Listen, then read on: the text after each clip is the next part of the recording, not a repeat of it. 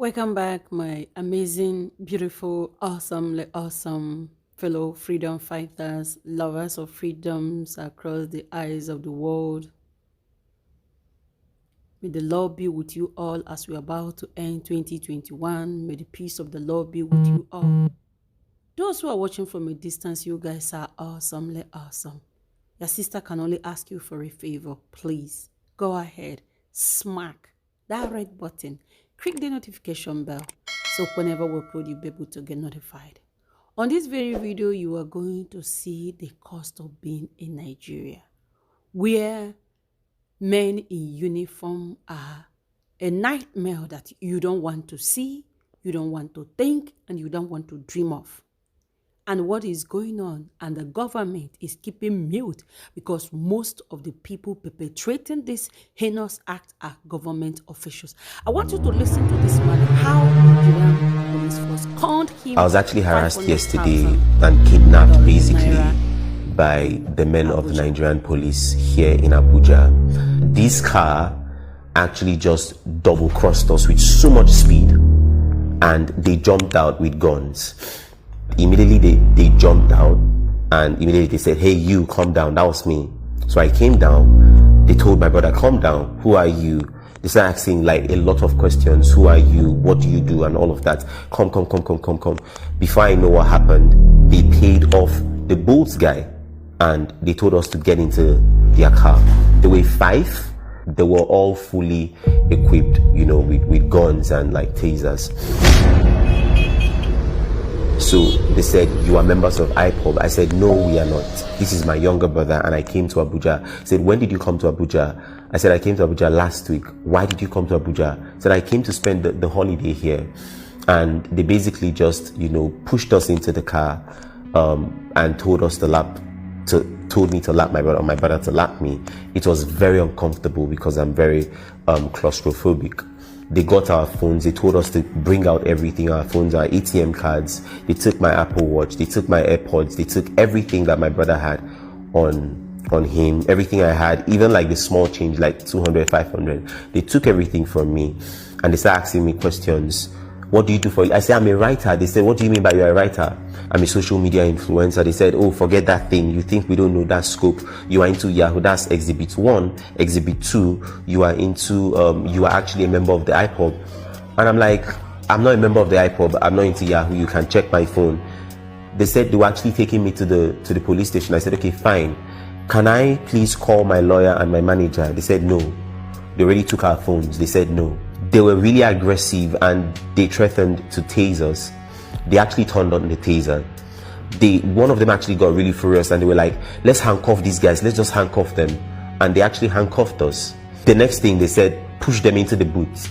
And they pushed us into the boot and we were just there. Thankfully, I was with my meds. One of them said, "No, you're not going to take the medication. You want to take suicide pills, right? But we'll still take your dead body to the government." That was what he said. The one in front, who was actually quote unquote the superior, put a call across and said, "Yes, we've actually caught 2 boys. We are bringing them now to the station, blah blah blah." I don't know if it was a real call or if it was a fake call, but I know I had that conversation. Whenever he says you're a Yahoo boy, I'm like, I am not a Yahoo boy. And he would turn on the taser and he would say stuff like, "We're going to kill you here and nothing will happen. We'll deal with you." And he said something that I need to mention here. He said, "We work for the IG of the police."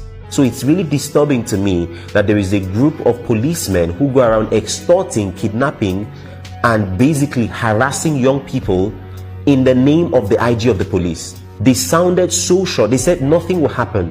They said, "We don't fear anybody. No matter what happens, you can trace us. Nothing is going to happen." They bragged about that. They were like 1.5 million naira. That was what we're going to pay. I said that I don't have 1.5 million naira. And they drove really far into the outskirts of Abuja. We drove for over 2 hours, or they drove for over 2 hours. I told them, "Please, like, what can I do? Like, I really need to go, but I am not a Yahoo guy." And they said, "Oh, that we're going to give them 600K, I'll be 500K. And I'm like, 500K? Literally, what's in that account is 617,000 naira. So when I turned on my phone, it turned off because I think the car charger wasn't enough to power the phone well. So it turned off, and they were like, what did I do to the phone? That I'm trying to track them, that nobody can track them, that do I know who they are? They repeated again that they work for the IG of the police. That happened, and I'm like, okay, fine. And I gave them they were ready with my ATM. They asked for the pin for my ATM. They asked my brother too, how much does he has? He was like, oh, he has only 40-something thousand. So now this was what they did. The one who was actually just by at the back seat by my right, he wore a black shirt on which he actually wore the police vest. Yeah, he took off the vest, dropped the guns and everything, and took the ATM card. The next thing was I saw a debit alert because the phone later came on, so I saw a debit alert. I think he used the POS. Well, he actually used the POS. I didn't see the POS, but I know he strolled down to somewhere and he withdrew 202,000 naira. So while on that, I transferred the remaining 300k. And I noticed they didn't pick him up immediately. They drove around. I don't know where they went to Shah, and they met him there. So basically, I feel like when I made the transfer, he withdrew 202k there, went somewhere else, withdrew 100k, went somewhere else, withdrew, basically. So, and he was with a bag. I think he actually had the money there in the bag. And when they were done withdrawing all of the money, driving around with our heads down, even if I was trying to peep and everything, I remember I saw Gudu at some point, by the way. They came into the car, they went to eat. I was now saying, okay, fine, please, I need to go to the house. They were like, okay, fine, don't worry, we are going to drop you off in the next 20 minutes. And they drove from the outskirts really far where they took us to, and they drove into town again. And when they drove into town, they asked us, where do you guys stay again? So I told them where we actually stay. And they just, and I noticed that they were very, very careful of how they were going to drop us off, because each time they tried to park and they saw that another car was in close range, really close range, they will move forward again. They will move forward.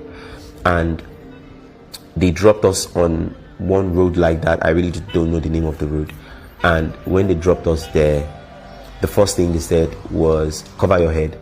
We covered our heads, and they actually unlocked the handcuffs. And then my brother had a small handbag. They put our phones inside there, our ATM cards inside there, and they handed it to us while we were in the boot. So immediately they were like, they're just going to open the boot and we're just going to go out. So they opened the boot and they told us to go out. Now they also gave me back my watch, by the way. My AirPods, I was about to ask him how about my AirPods, and they just zoomed off. So basically they took my AirPods and they took my brother's earbuds too, and that was all. Coming to the house, I started thinking about everything, and when I made the post that I made that went viral, I saw a lot of people who actually complained or talked about the fact that many boat drivers actually are complicit in these acts. They literally because when I think about everything, it was well planned. We weren't the only people on that road. It was well planned.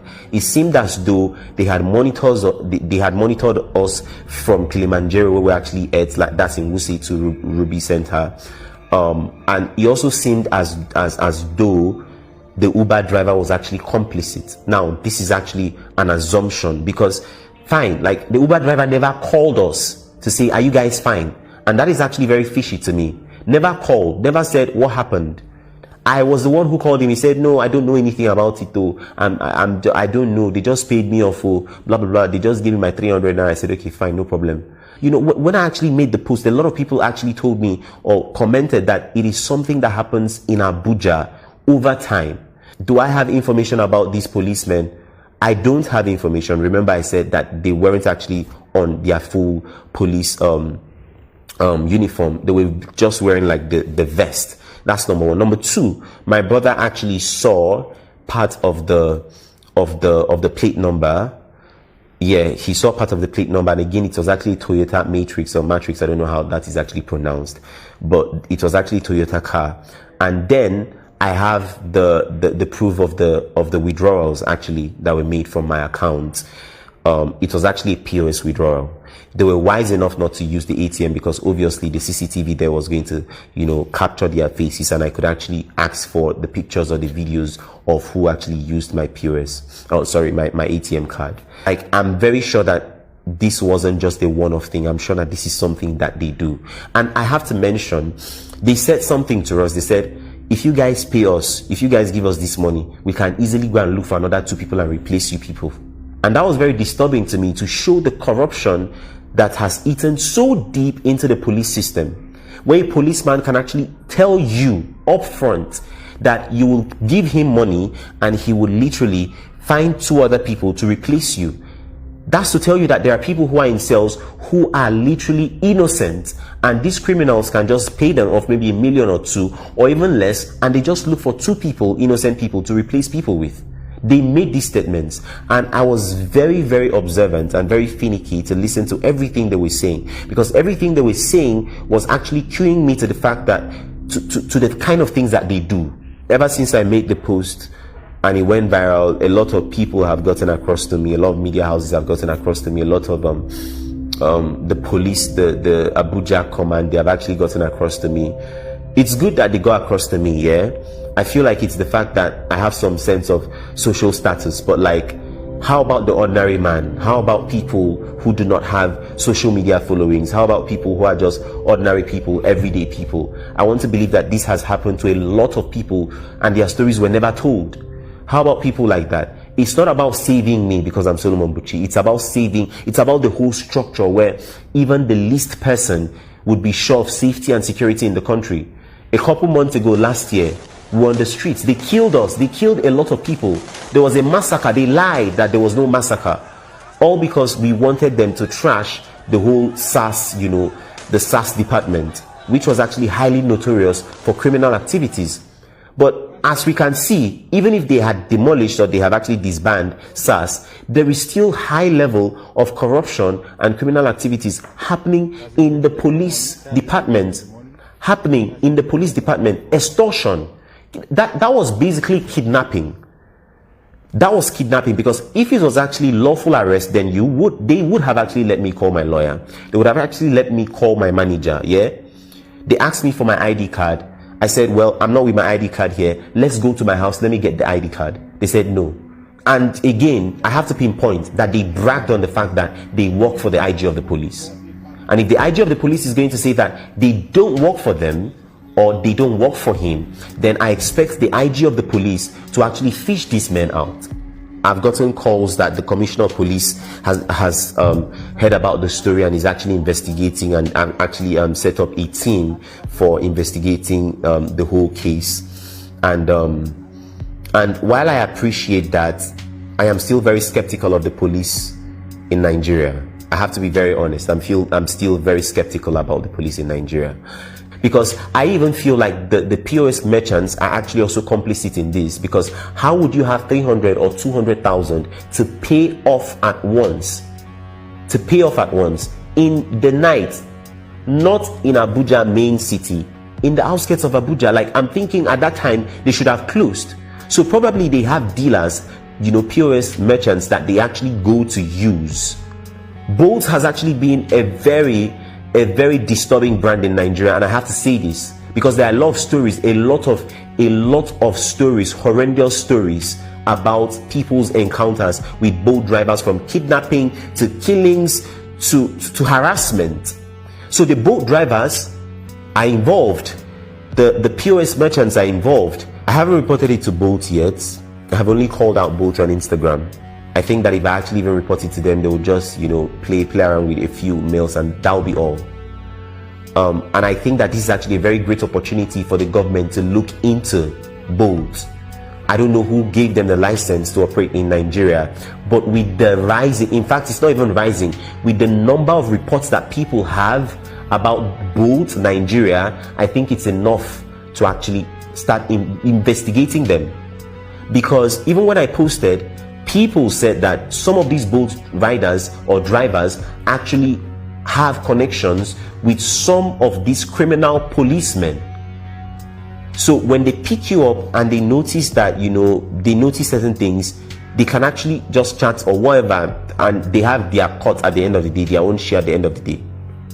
And I need to state that before I went to Kilimanjaro, the boat guy that carried me, myself, and a friend of mine to that place, we were actually having conversations about crypto, about money, and we were talking about thousands of dollars. We're totally, we just forgot that we're actually like in a boat car. We're having those conversations, and right now trying to put 2 and 2 together, because he dropped us at Kilimanjaro, and thinking if he was also complicit to everything that happened. If maybe he said, okay, there was a set of guys that actually carried, and they were talking about, this, and all of that. I really do not know. My dad called me and was crying today. Was like, is that how I was going to lose you and your younger brother? And that really touched me. And that's basically why I decided that I was actually going to oblige to media houses and talk about the story, because I think that the government need to know what's happening in Nigeria, and especially in the federal capital city. Thank you for watching.